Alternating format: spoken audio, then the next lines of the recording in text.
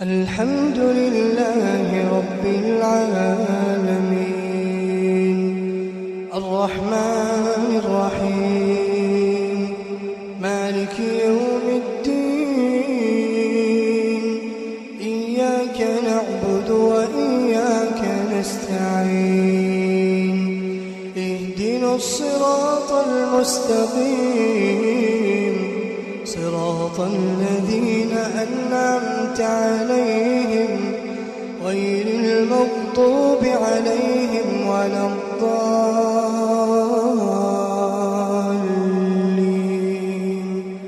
آمين.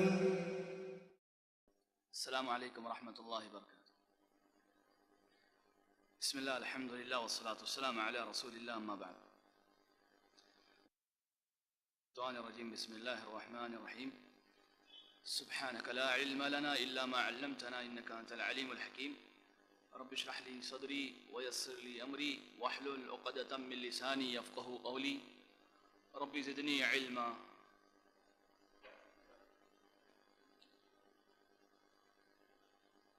محترم طالب علم ساتھیوں اور اسلامی بہنوں،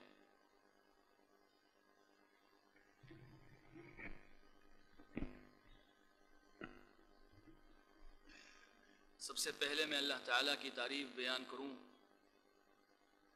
جو اکیلا رازق بھی ہے، مالک بھی ہے، اپنی ربوبیت میں تنہا ہے اور اپنی الوہیت میں یکتا ہے، اپنے ناموں اور صفات میں بے نظیر ہے، اپنا کوئی ساجی اور شریک نہیں رکھتا ہے، عرش پر وہ مستوی ہے اور اس کا علم پورے جہانوں کو محیط ہے۔ درود و سلام نازل ہوں حضرت محمد عربی صلی اللہ علیہ وسلم کی ذات گرامی پر، ساقی کوثر بھی ہیں، شافع محشر بھی ہیں، قیامت کے روز وہ لوائے حمد کے حامل بھی ہیں۔ اللہ تعالیٰ کی تعریف اور نبی اکرم صلی اللہ علیہ وسلم پر درود و سلام کے بعد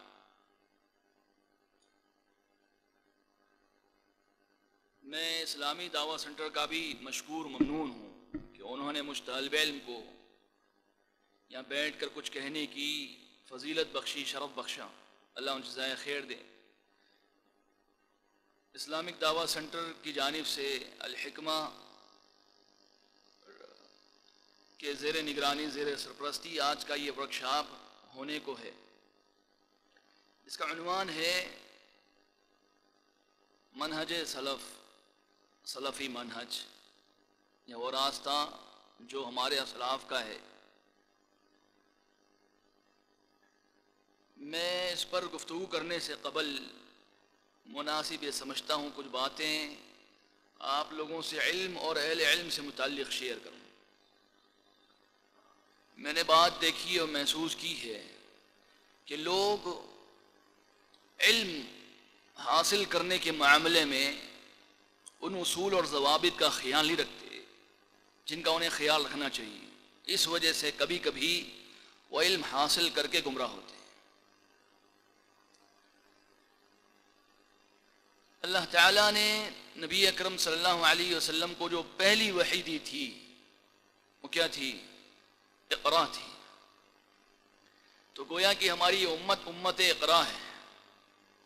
پڑھنے کا اللہ کے رسول اکرم صلی اللہ علیہ وسلم سے مطالبہ ہوا تھا کہ پڑھو۔ تو علم کے حصول کے بغیر، پڑھے بغیر ایک آدمی ہدایت پر نہیں ہو سکتا ہے۔ اقرا اور یہ قراءتن، یہ لفظ جو ہے خاص طور پر پڑھنے کے لیے استعمال ہوتا ہے۔ اسی واسطے ایک بات میں آپ کو بتاؤں کہ علم حاصل کرنے کے معاملے میں آدمی کو چاہیے کہ وہ قراءت سے کام لے، کتابت سے کام لے، تعلم سے کام لے۔ عام طور پر آج کل ہمارے علم کا دار و مدار یا تو انٹرنیٹ ہے یا پھر بعض علماء کی تقریریں ہیں، ان سے علم مکمل نہیں حاصل ہوتا اور بات نہیں سمجھ میں آتی پوری طریقے سے۔ اللہ کے رسول نے فرمایا انما العلم بالتعلم، علم تعلم سے آتا ہے۔ تعلم یہ لفظ جو ہے عربی زبان میں تفعل کے وزن پر ہے، اور باب تفعل کے اندر یہ خاصیت پائی جاتی ہے کہ خاصیت اس کی یہ ہے کہ اس میں محنت اور تکلف کا معنی پایا جاتا ہے، اہتمام کا معنی پایا جاتا ہے۔ یہ تفعول کے وزن پر جتنے الفاظ آپ کو ملتے ہیں اس میں اہتمام کا معنی پایا جاتا ہے. بہت سارے الفاظ ہیں اردو زبان میں استعمال ہوتا ہے. تکلف مشہور لفظ ہے. خامخواہ کی تکلیف برداشت کرنے کو اہتمام کر رہا ہے کہ نہیں کر رہا ہے ایک آدمی تو تکلف کہا گیا. تصنع، تدبر، تفکر، ان سبھی الفاظ کے اندر جو چیز کامن ہے وہ یہ ہے کہ اس میں محنت کا معنی موجود ہے، اہتمام کا معنی موجود ہے. انما العلم بالتعلم میں بھی یہ چیز موجود ہے کہ آدمی باقاعدہ اہتمام کے ساتھ علم حاصل کرے، باقاعدہ شاگرد بن کر علم حاصل کرے.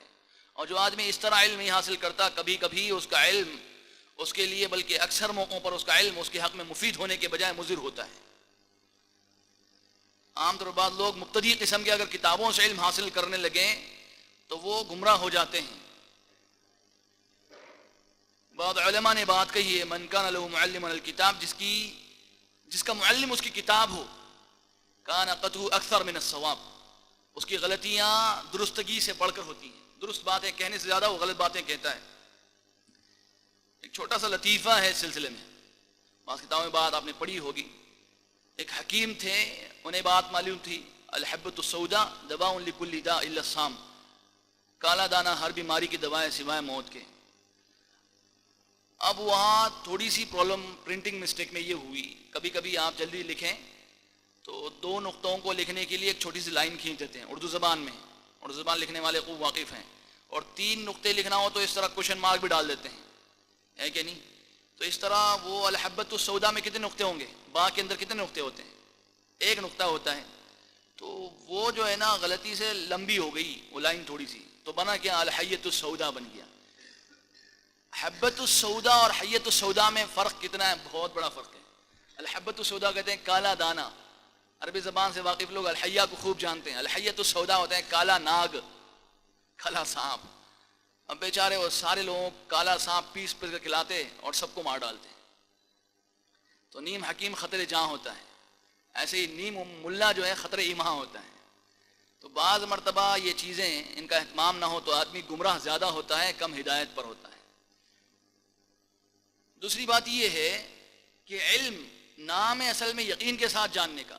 علم کا لفظی ترجمہ اگر کریں علم کا، عام طور پر اس کا معنی بیان کیا جاتا ہے جاننا. جاننا نہیں ہے صرف، یقین کے ساتھ جاننا. جو چیز یقین کے ساتھ ملتی ہو وہی علم ہے، اور جس میں یقین نہ ہو علم نہیں، اس کو معرفت کہا جا سکتا ہے. جان پہچان کسی چیز کی اس کو معرفت کہیں گے. علم کیا؟ یقین کے ساتھ کسی جاننے کو علم کہتے ہیں. اسی وجہ سے علم ہمارے پاس کیا ہے؟ کتاب اللہ ہے. علم کیا ہے؟ سنت رسول اللہ ہے. باقی ساری چیزیں غیر یقینی اسی واسطے علم نہیں ہے. انہیں آپ تشریح کا نام دے لیں، ایکسپلینیشن کہیں، واٹ ایور جو بھی آپ کہیں، بہرحال وہ علم نہیں. علم کیا ہے؟ اللہ کی بات ہے، اللہ کے رسول کی بات ہے صلی اللہ علیہ وسلم، کیونکہ اسی میں یقین موجود ہے. تو علماء نے کہا جو چیز تجربے سے ثابت ہو وہ بھی علم نہیں، جو عقل سے ثابت ہو وہ بھی علم نہیں، کیونکہ اس میں یقین نہیں.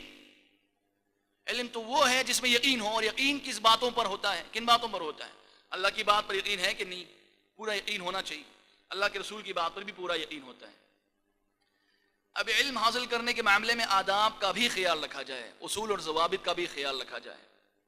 علماء نے کہا کہ انہوں نے 30 سال تک ادب سیکھا. عبداللہ بن مبارک رحمہ اللہ تعالیٰ کے بارے میں آتا ہے، کہتے ہیں میں نے 30 سال ادب سیکھا، اس کے بعد پھر حدیث کا علم حاصل کیا.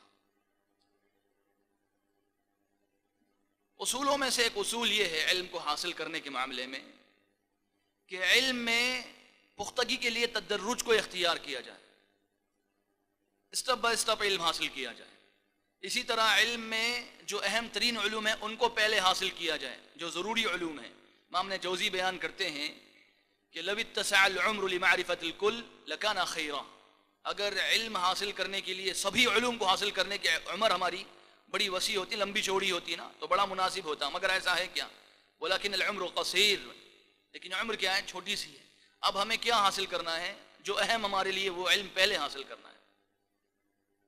اہم علوم پر توجہ دینی ہے اور تدرج کے ساتھ علم حاصل کرنا ہے.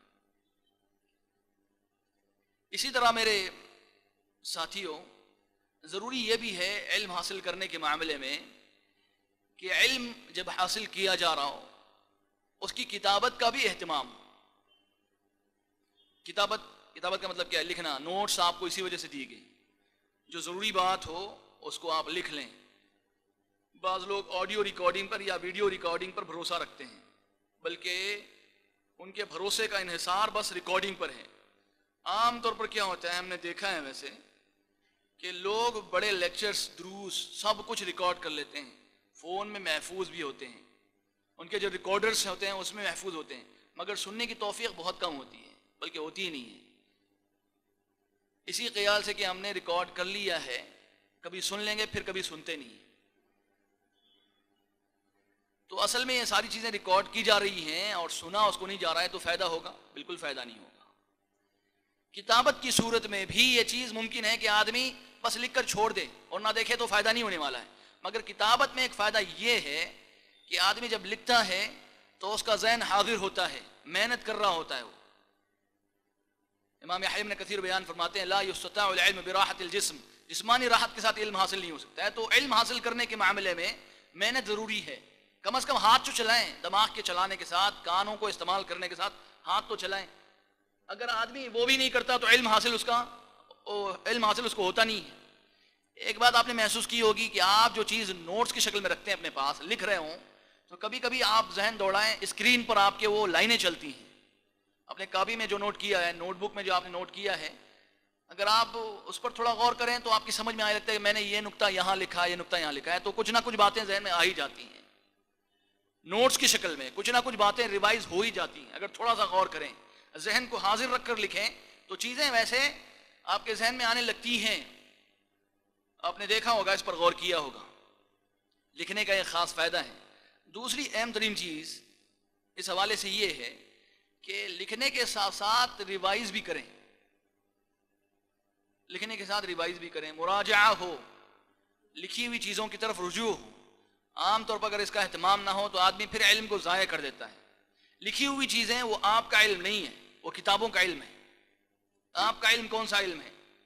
جو آپ کے دماغوں میں محفوظ ہے، دلوں میں جاگوزی ہو چکا ہے۔ جو کتابوں میں ہے وہ کس کا علم ہے؟ کتابوں کا علم ہے۔ آپ کا علم تو آپ کے پاس محفوظ ہے۔ تو علماء کتابوں کے ساتھ ساتھ علوم کو اپنے ذہن میں محفوظ رکھنے کی کوشش کرتے تھے، یہ مطلوب ہے، ہمیں چاہیے کہ اس کا اہتمام کریں۔ اسی طرح علم کے حوالے سے میں اختصار کے ساتھ بات کو آگے بڑھا دوں، میں نہیں چاہتا ہوں تفصیل سے گفتگو کروں اس معاملے میں، حالانکہ اس میں تفصیل بڑی ہے، کہ علم کے حصول کے معاملے میں یہ بھی بڑی اہم ترین بات ہے، اور بلکہ بڑا اہم ترین مسئلہ ہے کہ علم اہل علم سے حاصل کیا جائے۔ علم اہل علم حاصل کیا جائے، علم اہل علم سے اس وجہ سے بھی حاصل کیا جائے کہ اہل علم نہ صرف علم دیتے ہیں بلکہ تربیت بھی کرتے ہیں۔ عام طور پر وہ لوگ جو اہل علم سے محروم ہیں، تربیت سے محروم ہیں، اسی وجہ سے ان کے اندر علم پر عمل کا جذبہ بھی نہیں آپ کو دیکھنے کو ملے گا۔ معلومات انہوں نے جمع کر رکھی ہیں۔ عالم اصل میں کون ہوتا ہے؟ وہ آدمی جس کے پاس علم پر عمل کی خواہش ہو اور علم پر عمل بھی ہوتا ہے۔ یہ لوگ جو علم حاصل کرتے ہیں علماء کے بغیر، ان کی تربیت عام طور پر نہیں ہوتی ہے، اس وجہ سے بڑے گمراہ ہوتے ہیں، یا پھر تدین نہیں ہوتا، دینداری نہیں ہوتی ہے، کیونکہ ان کی تربیت نہیں ہوتی ہے۔ اللہ مجھے اور آپ کو نیک توفیق دے۔ تو علم علماء سے حاصل کرنا چاہیے۔ اب علماء کون ہوتے ہیں؟ ان کی صفات پر میں مختصر بات کر کے اپنی بات کو آگے بڑھاؤں، اور یہ ضروری ہے کہ اہل علم کی صفات کو ہم جان لیں۔ اہل علم بوڑھے نہیں ہوتے، ضروری نہیں کہ اہل علم بوڑھے ہوں، بعض جن کی داڑیاں سفید ہو گئیں وہ بڑے علم والے ہیں۔ ایسا بھی نہیں کہ اہل علم بالکل جوان ہوں، عمروں سے علم والوں کو نہیں پہچانا جا سکتا۔ اہل علم لمبے جبے پہنتے ہوں یا اس طرح کے ثوب جو مملکہ کے لوگ پہنتے ہیں وہ بھی نہیں ہوتے۔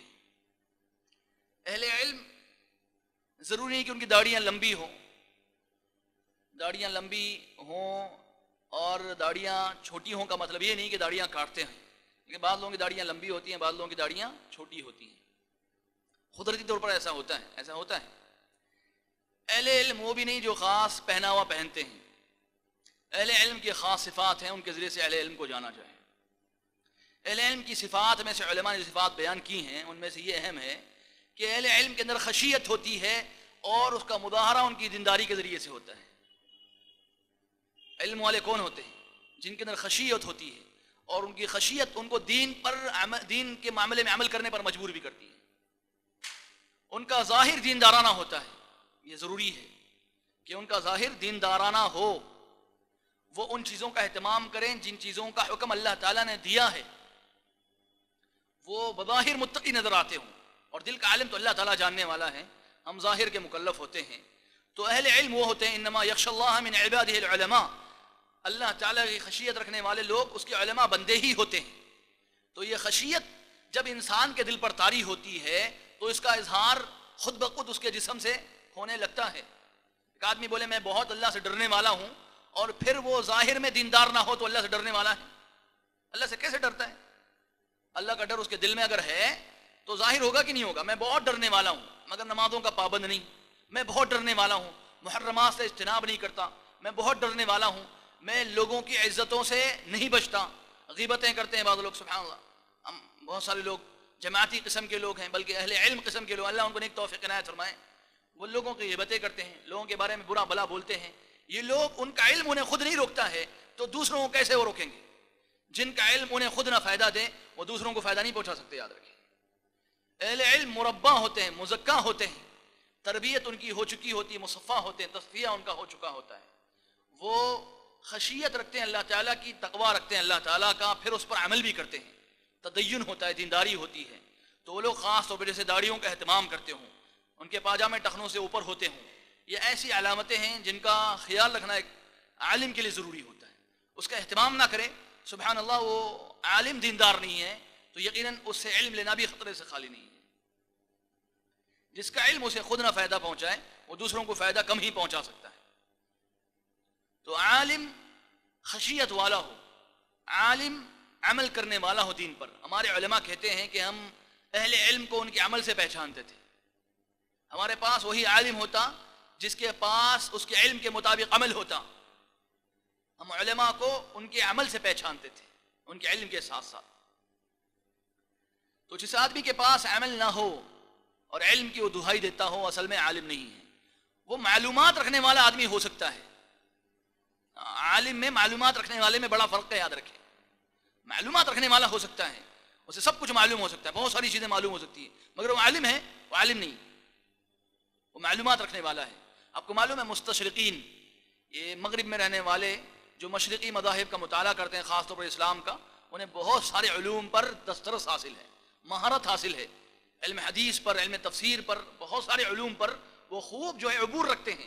کیا وہ عالم ہیں؟ غیر مسلم اسکالرز کی بات کر رہا ہوں میں، وہ بہت سارے علوم دینیہ پر جو ہے دسترس رکھتے ہیں، اسی وجہ سے وہ بیچ میں شوشے بھی چھوڑتے ہیں اور لوگ گمراہ بھی کرتے ہیں۔ تو سبحان اللہ، وہ علماء نہیں ہیں، وہ معلومات رکھنے والے لوگ ہیں۔ تو ہمارے پاس علماء وہی ہوتے ہیں جو علم کے مطابق عمل کرتے ہیں۔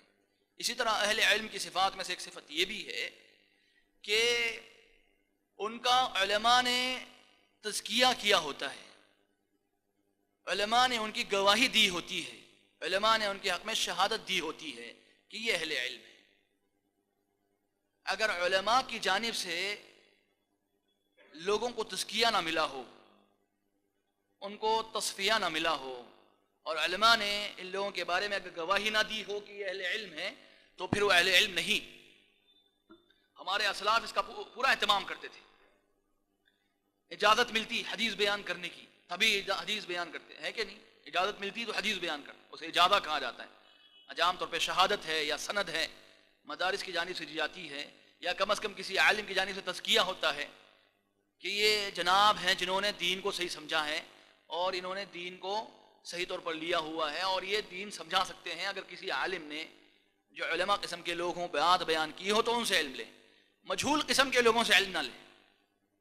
عام طور پہ آج کل جو ہے انٹرنیٹ کا زمانہ ہے، سوشل میڈیا کی وجہ سے بڑی تباہی بھی مچی ہوئی ہے، جیسے فائدے ہوئے ہیں۔ ہر آدمی جو اسٹیج سجا رہا ہے اور دین کی باتیں کرتا ہے۔ یہ بہت ساری اچھی باتیں کرتے ہیں، بلکہ بہت اچھی باتیں کرتے ہیں، مگر کبھی کبھی ایسی بات بھی کہے جاتے ہیں جو تباہ کر دینے والی ہوتی ہے، اور وہی بات کافی ہوتی ہے آدمی کو گمراہ کرنے کے لیے۔ سارے کیے کرائے پر پانی پھر جاتا ہے۔ امام مالک کے بارے میں آتا ہے، کتنے بڑے عالم ہیں امام مالک، بہت بڑے عالم ہیں کہ نہیں؟ بہت بڑے عالم ہیں۔ ان کے بارے میں آتا ہے کہ انہوں نے تدریسی خدمات انجام دینے سے پہلے مدینے کے 70 علماء سے گواہی لی اپنے حق میں۔ امام مالک کے حق میں 70 علماء نے تزکیہ کیا کہ یہ عالم ہیں۔ پھر حال اس کے بعد یہ پہنچا تھا مدینے کے اندر کہ امام مالک ہوتے تو پھر کوئی فتویٰ نہیں دیتا، امام مالک کی موجودگی میں کوئی فتویٰ ہی نہیں دیتا. تو بہرحال اہل علم کی صفات میں سے یہ ہے کہ ان کے پاس علم کی سند ہوتی ہے, علم کی شہادت ہوتی ہے اہل علم کی جانب سے.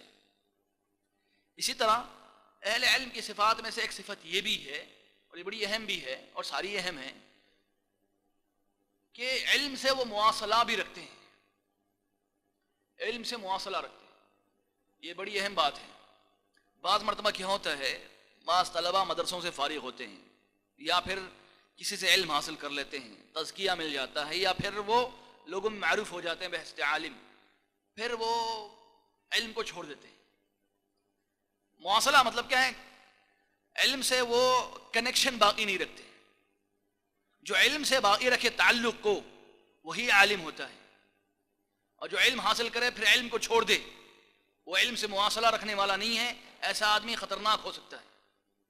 بعض